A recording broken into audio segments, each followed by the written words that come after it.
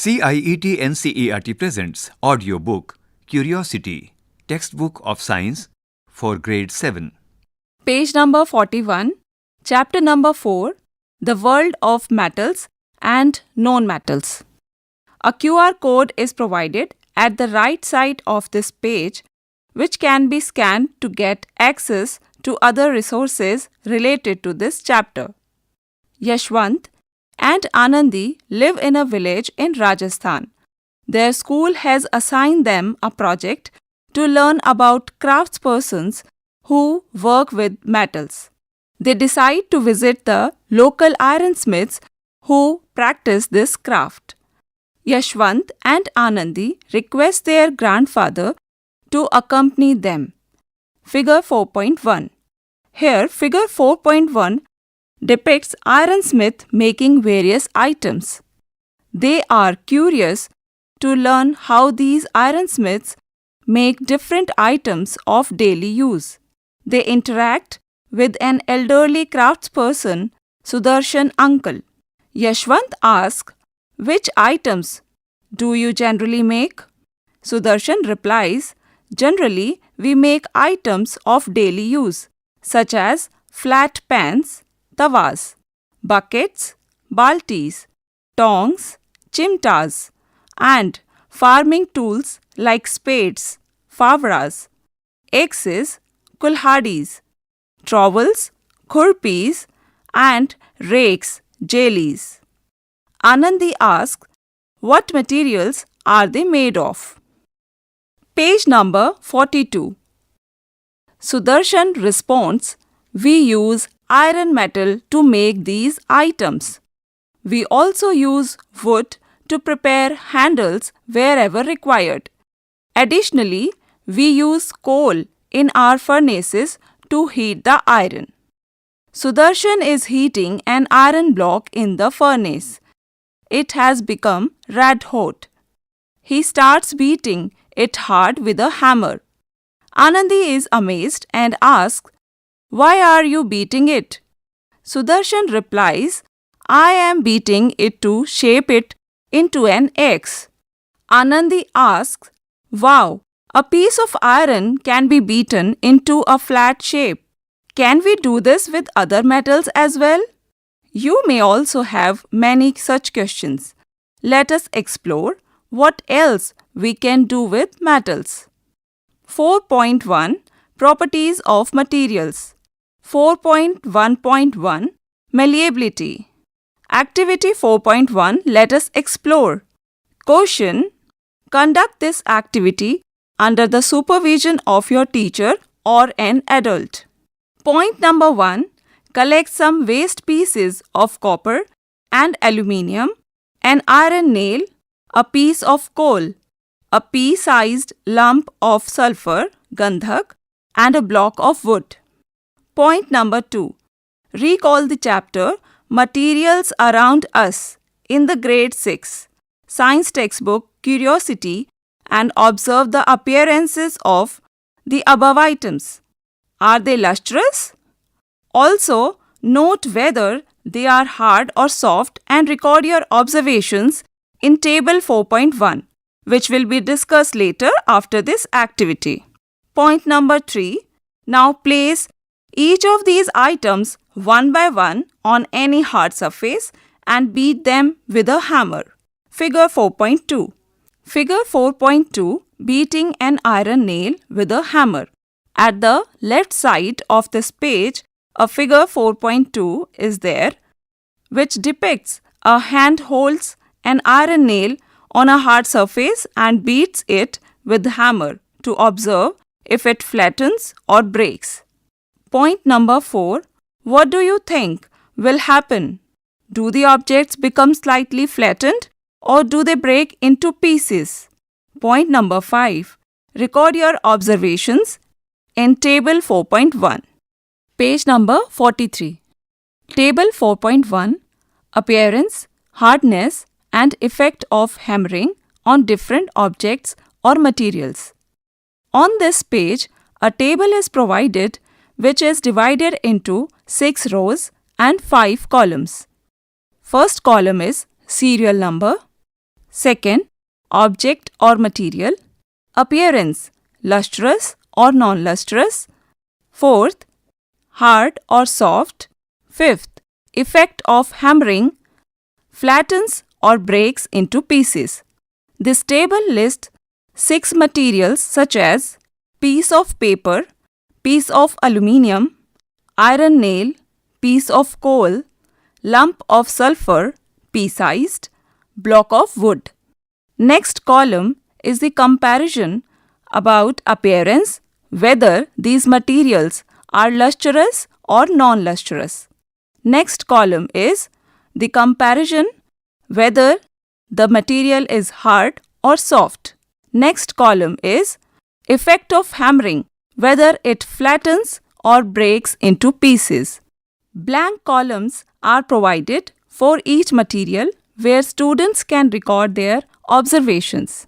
In this table, analyze table 4.1. Identify the objects that are lustrous in appearance and hard. You might have observed that objects made from copper, aluminium, and iron are lustrous in appearance and are hard. Luster given by metals is known as metallic luster. Materials like copper, aluminium, and iron are known as metals, whereas coal, sulfur, and wood are non-lustrous and not as hard as metals. Are all metals hard and solid? Not really. Some metals like sodium and or potassium are so soft that they can be cut with a knife. There is one metal, mercury, that is found in a liquid state at room temperature, which you might have seen in thermometers. Recall the chapter, Temperature and its Measurement, from the grade 6 science textbook Curiosity. Which objects did you find become flat on beating with a hammer?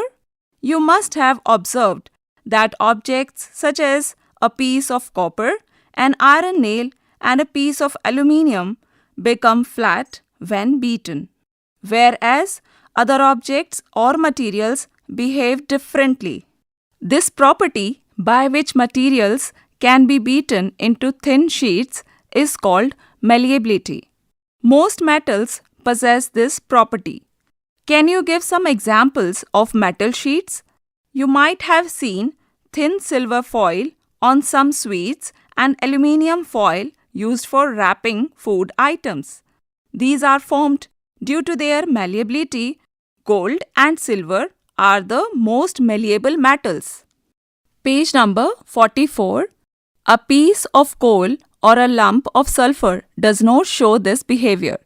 They break into pieces and are said to be brittle. On the other hand, wood neither gets flattened into a sheet nor breaks into pieces. Therefore, wood is neither malleable nor brittle. Now there is a box, holistic lens. This is an important box which provided at this page. This box offers horizontal connections to a concept from multiple perspectives. This box reads, The impact of iron on the progress of civilization of India. In the grade 6 social science textbook, Exploring Society, India and Beyond, you learnt about the Harappans. They knew how to use metals like copper and gold.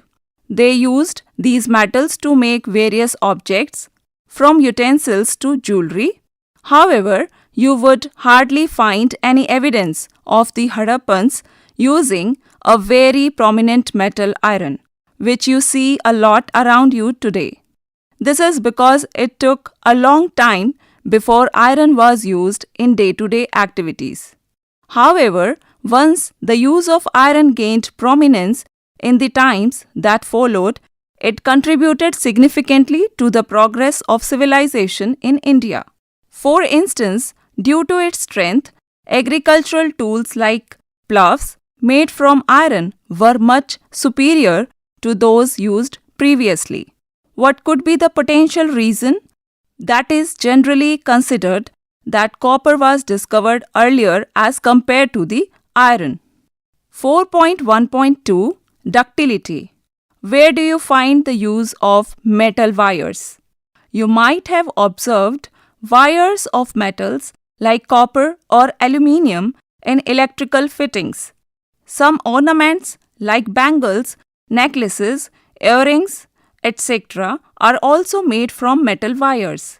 Metal wires play important functions in a variety of stringed musical instruments such as veena, sitar, violin, and guitar. This property of materials by which they can be drawn into wires is called ductility.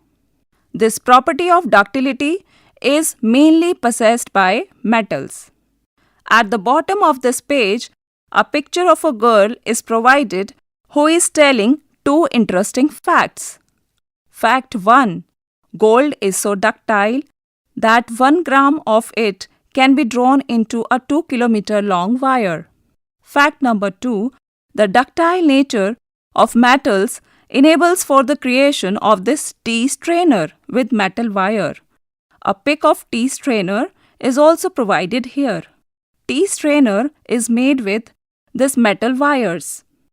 Page number 45. Have you ever seen wires made of coal or sulfur? Obviously not. We can say that coal and sulfur are not ductile. There is an interesting box, Dive Deeper. Dive Deeper box contains advanced concepts that lead to questions for in-depth exploration of a topic. This box reads, do you know that ropes made of steel, a mixture of metal, iron, and non-metal, carbon? Wires can support heavy loads. Therefore, they are used in suspension bridges and in cranes to lift heavy objects. A picture is also provided within this box which depicts a suspension bridge, a long bridge held by strong metal ropes and towers. 4.1.3 Sonority. Have you ever noticed the sound produced when a metal spoon or a metal plate or a metal coin is dropped on the floor? How is it different from the sound produced when a piece of coal or wood is dropped on the floor? Let us describe a picture given on this page. At the right hand side and bottom of this page, a picture of a visually impaired boy is provided along with the dialog box. He is saying, I use the difference in sound when my stick hits wood or metal to help find my way. Let us start an activity. Activity 4.2. Let us investigate. Caution message. Be careful while dropping the objects. Step 1. Take a few objects such as a metal spoon, a coin, a piece of coal, and a block of wood. Step 2. Drop them one by one from a certain height. Step 3. Do you notice any difference in the sound produced by these objects? Page number 46. You would observe that the metal spoon and the metal coin produce a ringing sound. Coal and wood, on the other hand, produce dull sounds. This property of metals that enables them to produce a ringing sound is called sonority. And metals are said to be sonorous in nature. On this page, a picture of a boy wearing ghungroos and standing in dancing form is provided. He is saying, oh, the ringing sound of my ghungroos is also due to the sonority of metals. A picture of girl thinking about the school bell is also given and saying, now I understand the ringing sound of the school bell is due to the sonority of metals. 4.1.4 Conduction of heat. Have you ever observed the vessels used for cooking in the kitchen? You might have noticed that the vessels used for heating are made of metals. Can you name some metals that are used for making cooking vessels? Do you know why these metals are used for this purpose? Let us find out. Activity 4.3 Let us investigate. Caution message.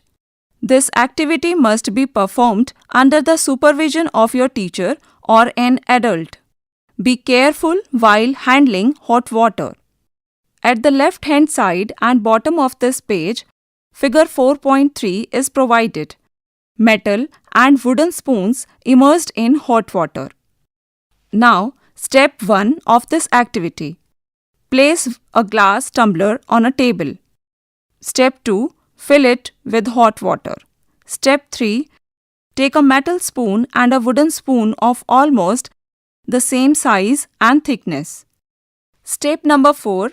Immerse both the spoons simultaneously into the hot water as given in figure 4.3 and leave them undisturbed for a few minutes. Step number 5. Now carefully touch the upper end of each spoon. Page number 47. Some discussion points. Point number 1. Which of the spoons get hotter? Point number 2. What does this experiment tell us about heat transfer along the two spoons? You may have noticed that the metal spoon is hotter to touch than the wooden spoon, even though both spoons are immersed in the water of the same temperature and for the same time. This shows that the heat transfer through the metal spoon, making it hotter. In contrast, the wooden spoon transfers heat poorly. In such cases, the transfer of heat from one point to another of a material is called conduction, and materials that transfer heat are called conductors. Based on the observations, one can say that metals are good conductors of heat, whereas wood is a poor conductor of heat. Now, we can understand why mostly metal vessels are used for cooking and their handles are made with wood or other materials that do not conduct heat. You will learn more about this in the chapter Heat Transfer in Nature. 4.1.5 Conduction of Electricity. Have you ever seen an electrician using a screwdriver? What type of material is used for making its handle? You may have also noticed the electrician wearing rubber gloves and shoes while working. What can be the reason for this? Activity 4.4. Let us design and create. Design an electric circuit like the tester circuit in the chapter Electricity. Circuits and components. Repeat the same activity using the materials listed below and record your observations in table 4.2. Point number 1. You may collect a few objects such as a piece of aluminium foil, an iron nail, a lump of sulfur pea-sized, a copper wire, a piece of coal, a piece of dry wood, a stone, an eraser made of rubber, and a piece of nylon rope. Point number 2. Predict which of these could make the bulb of the tester glow and which could not. Page number 48. Table 4.2. Conduction of electricity by different objects or materials. At this page, a table is provided which is divided into 4 rows and 4 columns, titled as Column number 1, Serial number, 2. Object or material, 3. Observation bulb glows or does not glow, 4. Good conductor of electricity or poor conductor of electricity. This table lists object or material such as first, piece of aluminium foil, second, iron nail, third, lump of sulfur pea-sized. Third column is observation, bulb glows or does not glow. Here, students may record their observations in the given blanks. 4. Column is good conductor of electricity or poor conductor of electricity. Here also, blank space are provided for the students to record their observations. You might have observed that objects made of aluminium, iron, and copper make the bulb glow, whereas sulfur, coal, wood, stone, eraser, and nylon rope could not make it glow. Do you observe any pattern in the glowing of bulbs when using different materials in activity 4.4? It is observed that all the materials that make the bulb glow are metals. Materials that allow electricity to flow through them easily are called good conductors of electricity. In contrast, materials that prevent the bulb from glowing by not allowing electricity to pass through them are called poor conductors of electricity. So, now we can understand that the plastic covering on the screwdrivers and rubber gloves protect the electrician from electric shock because these materials are poor conductors of electricity. We learnt that metals are generally hard, lustrous, malleable, ductile, and good conductors of heat and electricity. Now, let us learn how metals behave in the presence of air and water. 4.2 Effect of air and water on metals. Iron.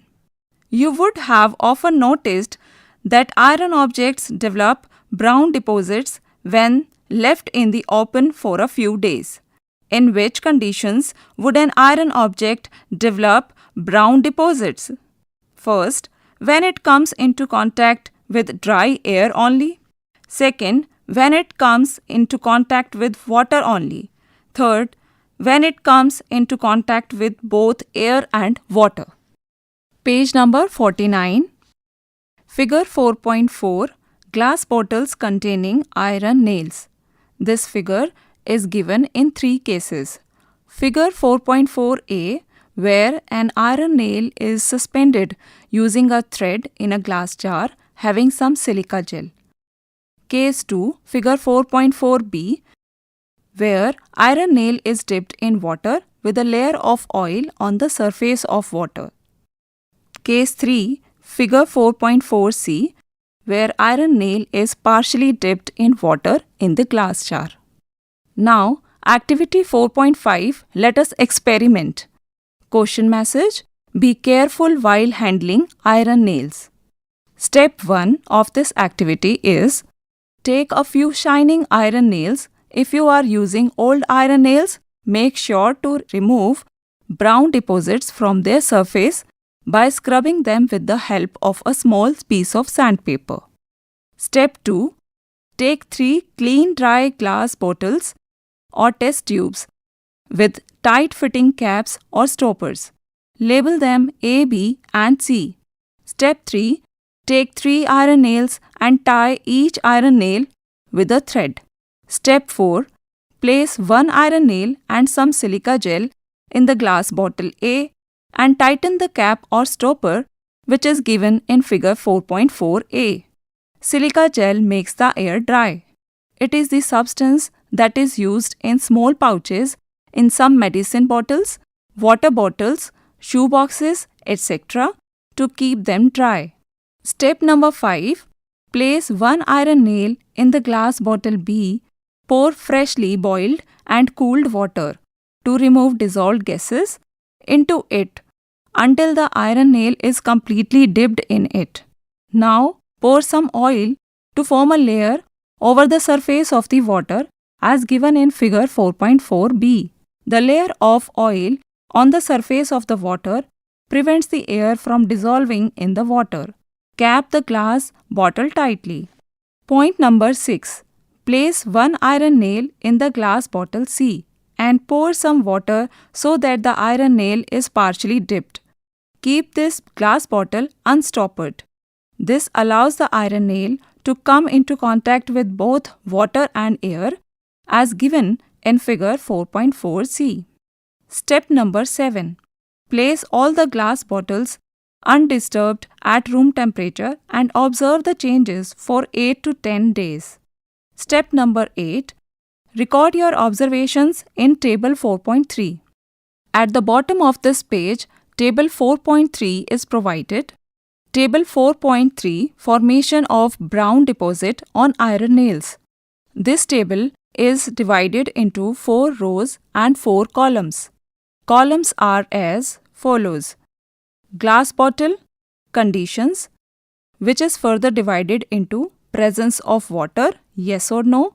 Second, presence of air, yes or no. And the next column is observations. This table records observations of glass bottles A, B, and C for the conditions titled as presence of water. Students may record their observation as yes or no in these columns. Second, presence of air, yes or no. Now, the observation column is also provided where students may record their observations in the given blank spaces. Page number 50. What can you conclude from this experiment? It is observed in glass bottles A and B that the iron nails do not show any brown deposits. What does this observation indicate? This indicates that brown deposits or discoloration on the iron nails do not develop when the iron nail is kept in dry air alone, bottle A, and water alone as given in bottle B. However, in glass bottle C, the iron nail shows the presence of brown deposits. This indicates that the presence of both water and air is essential for these deposits to develop. Thus, moist air is responsible for the development of brown deposits on objects made of iron. This brown deposit is called rust. The process of formation of rust on objects made of iron is called rusting. Many other metals also exhibit discoloration when kept open in the atmosphere. Have you noticed the formation of a green coating on the surface of copper objects or a black coating on the surface of silver objects? Gradual deterioration of metal surfaces caused by air, water, or other substances is known as corrosion. Do you know that rusting of iron is a serious problem in our country? Every year, an enormous amount of money is spent to replace or repair iron structures damaged due to rusting. The rusting of iron can be prevented by several methods such as painting, oiling, greasing, and applying a protective layer of zinc metal or iron, galvanization. We will learn about this in higher grades. Now there is an interesting fact, fascinating facts. This box, titled as Fascinating Facts, highlighted a fun fact: the wonder of ancient Indian metallurgy. This box includes a picture of Iron Pillar which is situated in Delhi. The Iron Pillar of Delhi was made in the time of Chandragupta II more than 1600 years ago. It is about 8 meters high and weighs more than 6,000 kilograms. What is interesting about this iron pillar is that despite all these years of facing winds, rainfall, and intense weather, it has barely any rust. In other words, it has been made in a way that it resists rusting. This tells us about the skills that were developed in metal technology in India. Page number 51. 4.3 Effect of air and water on other metals. Before starting this activity, let us know more about figure 4.5, where magnesium ribbon is burning with a bright flame. Let's move to the activity 4.6. Let us investigate demonstration activity. The teacher may demonstrate this activity. There is a caution message for all. It is advisable for students to wear protective eyeglasses and keep safe distance. Step number 1. Take a magnesium ribbon about 3-4 centimeters long. Clean it by rubbing with a piece of sandpaper. Step number 2. Hold it with a pair of tongs. Ignite the other end using a spirit lamp or a candle, which is given in figure 4.5. Step number 3. Let the magnesium ribbon burn. Step number 4. What do you observe? Step number 5. You must have observed that magnesium ribbon burns with a dazzling white flame and changes into a white powder. Collect it on a watch glass. This powder is magnesium oxide. It is formed due to the reaction between magnesium and oxygen present in the air. Step number 6. Add a few drops of warm water to this white powder. Stir it well and check its nature. Step number 7. Recall the chapter Exploring Substances, Acidic, Basic and Neutral. Find out whether the solution of magnesium oxide is acidic or basic or neutral in nature. You can use any acid-base indicator. Step number 8. What effect does this solution have on blue and red litmus papers? On the right hand side and bottom of this page, figure 4.6 is provided. Testing the nature of magnesium oxide. This figure depicts the white ash of burnt magnesium ribbon is collected on a watch glass. Red and blue litmus paper are dipped into its solution with water. Red litmus turns blue while blue remains the same. You would observe that it changes the color of red litmus paper to blue as given in figure 4.6. Hence, it is basic in nature. Generally, oxides of metals are basic in nature. We will discuss this burning of magnesium ribbon further in the chapter Changes Around Us, Physical and Chemical. Page number 52. Do you know that sodium is a metal which is stored in kerosene because it reacts vigorously with oxygen and water? A lot of heat is generated in the reaction. Storing sodium in kerosene prevents its exposure to moisture and air. Can you predict the nature of its oxide? Let us now discuss some substances that do not behave like metals. 4.4. Substances that behave differently from metals in air and water. Activity 4.7. Let us experiment. Demonstration activity. The teacher may demonstrate this activity. There is a caution message for all. This activity must be performed in a fume hood or well-ventilated area. Burning sulfur produces gases which can be harmful if inhaled. Before starting the stepwise activity, let us describe the figure 4.7 which is provided at the left side of this page. Figure 4.7a. Deflagrating spoon. It is a long-handled metal spoon used in experiments. Figure 4.7b. Improvised deflagrating spoon. Figure 4.7c. Burning of sulfur, in which sulfur starts burning in a deflagrating spoon and it is capped in a covered glass jar. Let us go step by step. Step number 1. Take a small amount of powdered sulfur in a deflagrating spoon. It is a long-handled metal spoon used in experiments to safely heat and burn substances, which is given in figure 4.7a.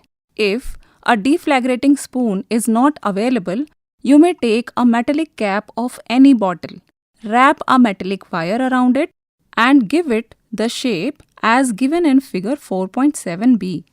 Step number 2. Heat it on a flame and as soon as the sulfur starts burning, introduce the deflagrating spoon into a gas jar or glass tumbler, which is given in figure 4.7c. Cover the glass jar or glass tumbler with a lid to ensure that the gas produced does not escape. Step number 3. Remove the lid after 3-4 minutes and take out the deflagrating spoon. Add a small quantity of water into the gas jar. Quickly place the lid back and shake it so that the gas dissolves. Point number 4. Again, recall the chapter Exploring Substances, Acidic, Basic and Neutral. Using an acid-base indicator, check whether the solution obtained after the addition of water to the gas jar is acidic or basic or neutral. Step number 5. What do you observe? Page number 53. you would observe that it is acidic in nature, as given in Figure 4.7d. Figure 4.7d is provided on the right-hand side of this page, which is depicting the testing of solution with litmus papers, where the red and blue litmus paper are dipped into the solution on a watch glass. On burning sulfur in air, oxygen, sulfur dioxide gas is formed. On dissolving sulfur dioxide gas in water, sulfurous acid is formed. Does sulfur behave in water the same way metals do? Activity 4.8. Let us explore. Point number 1. Take some sulfur powder in a glass tumbler. Point number 2. Add a small amount of water to it. Point number 3. What do you observe? You may have noticed that there is no reaction when sulfur is placed in water. Substances like sulfur and phosphorus behave differently with air and water than metals. Phosphorus is stored in water as it catches fire when exposed to atmospheric air. These substances are usually soft and dull in appearance. They are neither malleable nor ductile, and they are not sonorous. They are also poor conductors of heat and electricity. These are called nonmetals. Their oxides are acidic in nature. Some other nonmetals are oxygen, hydrogen, nitrogen, carbon, etc.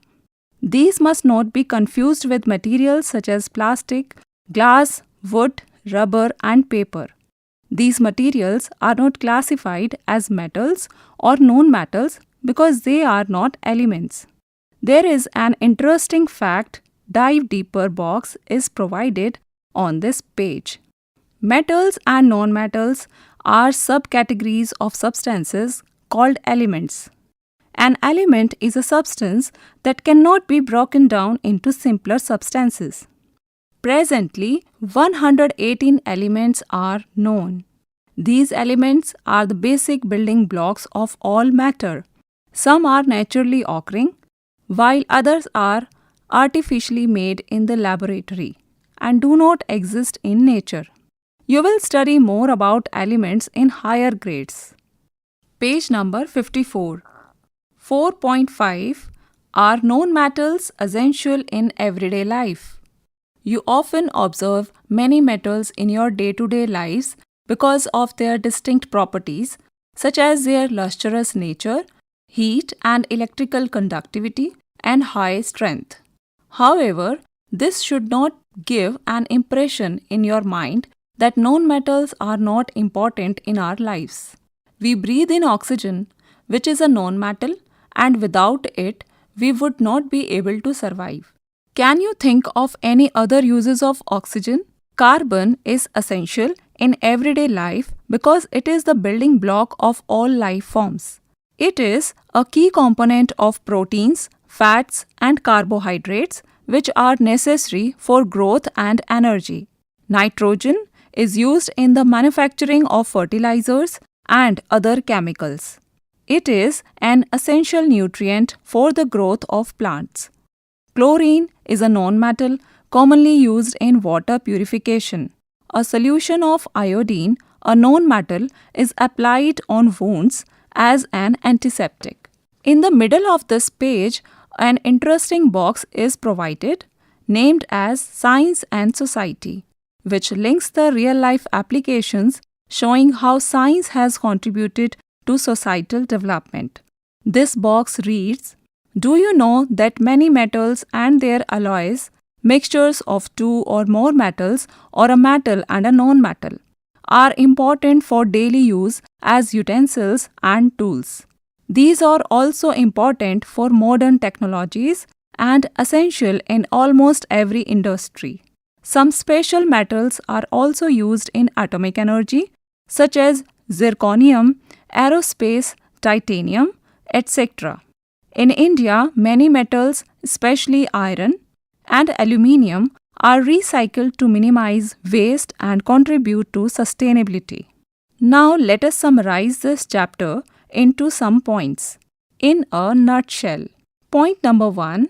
Metals and non-metals are differentiated based on their properties. Point number 2. Generally, metals are lustrous, whereas most non-metals are non-lustrous. Point number 3. Metals are generally malleable and ductile, while non-metals do not have these properties. Point number 4. Metals are good conductors of heat and electricity, but non-metals are generally poor conductors. Point number 5. Metals react with oxygen to produce metal oxides, which are basic in nature. Point number 6. Non-metals react with oxygen to produce oxides, which are acidic in nature. Point number 7. Generally, non-metals do not react with water. Point number 8. Metal objects get damaged when exposed to moist air, and the process is known as corrosion. Point number 9. Metals and non-metals have wide applications in everyday life. Page number 55. Let us enhance our learning. Before starting the exercise, on the right hand side of this page, an illustration of a girl is provided, encouraging us to participate in this section. The girl is sitting confidently on a block with a question mark. She is climbing a rope, each step shaped like a stone, and has a question word on it. Words like what if, why, when, where, what could, how long, can it, whose, what will happen, what should, why not, what else. This picture reminds us to keep asking questions to learn better. The girl is holding a word block named as inquiry on her right hand side. Let us start doing this exercise. Question number 1. Which metal is commonly used to make food packaging materials, as it is cheaper and its thin sheets can be folded easily into any shape? Option 1, aluminium. Option 2, copper. Option 3, iron. Option 4, gold. Question number 2. Which of the following metal catches fire when it comes in contact with water? Option 1, copper. Option 2, aluminium. Option 3, zinc. Option 4, sodium. Question number 3. State with reason or reasons whether the following statements are true or false. First, aluminium and copper are examples of non-metals used for making utensils and statues. True or false? Second, metals form oxides when combined with oxygen, the solution of which turns blue litmus paper to red. True or false? Third, oxygen is a non-metal essential for respiration. True or false? Fourth, copper vessels are used for boiling water because they are good conductors of electricity. Question number 4. Why are only a few metals suitable for making jewelry? Question number 5. Match the uses of metals and non-metals given in column first with the jumbled names of metals and non-metals given in column second. Column first, used in electrical wiring. Second, most malleable and ductile. Third, living organisms cannot survive without it. Fourth, plants grow healthy when fertilizers containing it are added to the soil. Fifth, used in water purification. Column second. A, ENX. Column second, jumbled names of metals and non-metals are given in this column. A, ENX, YGO. B, NECOHIRL.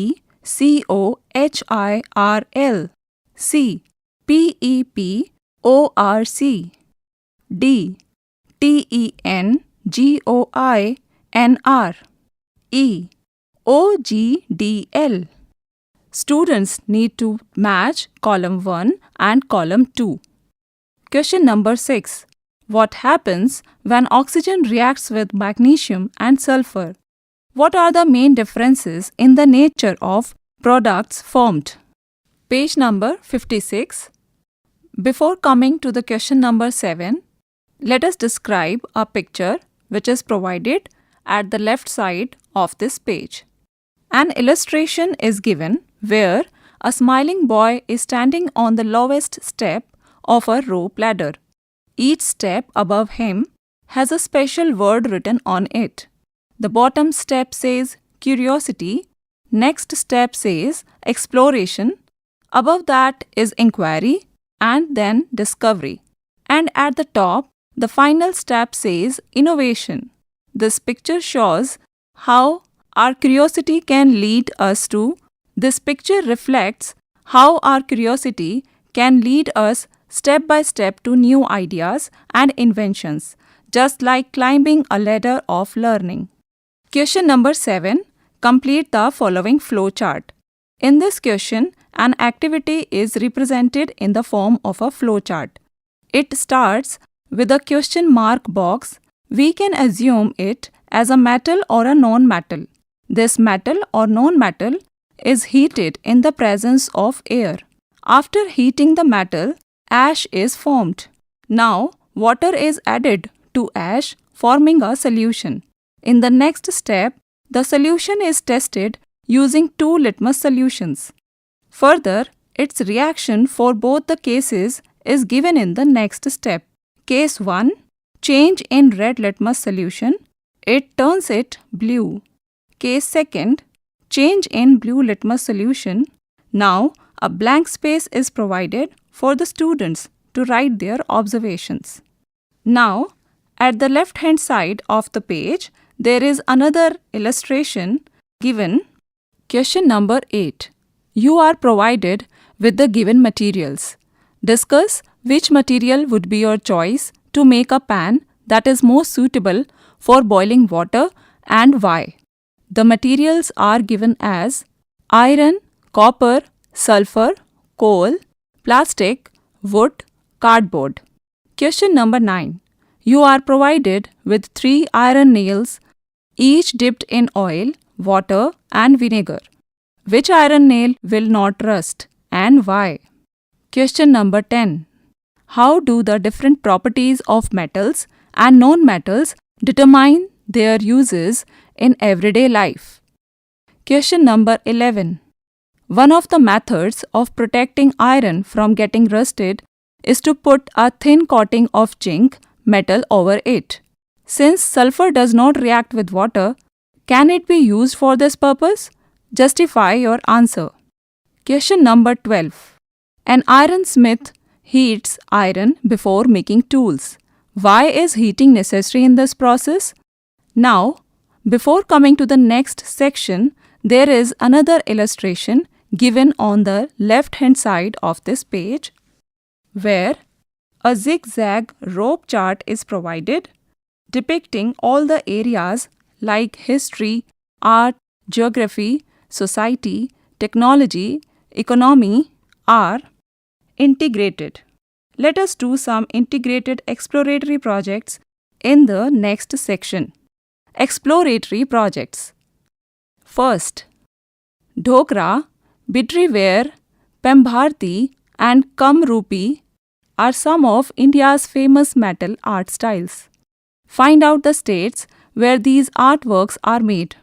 Also, make a collage of their photographs. Second, on a map of India, mark the states where iron, gold, aluminium, and other metals are found. Third, explore the metals and non-metals found in smartphones and find out how they help the phone work properly. Fourth, organize a classroom debate on whether the use of metals for comfort and luxury should be increased or decreased. Now, this chapter ends here. Curiosity. You were just listening to this audiobook, Textbook of Science for Grade 7. Narration: Harsh Priya. Sound recordists: Ekant Vashisht. Production assistant: Surendra Kumar. Directed and produced by Vimalesh Chaudhary. This audiobook is brought to you by CIET NCERT, New Delhi, India.